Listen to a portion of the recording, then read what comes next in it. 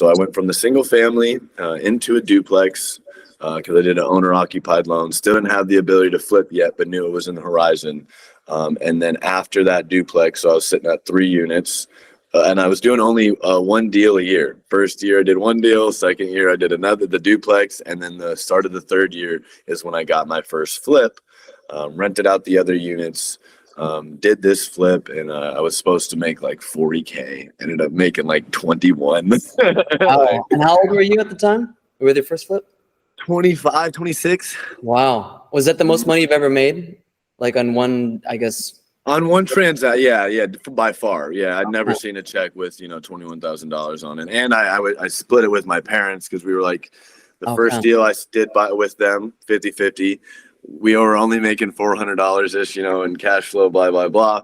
They were like, we're not doing another deal. That's not going to. So I did the second deal all by myself, and the duplex went really well. So that kind of gained their confidence. And then we did the third deal together again. Wow, at 25, you were doing this. That is amazing, bro.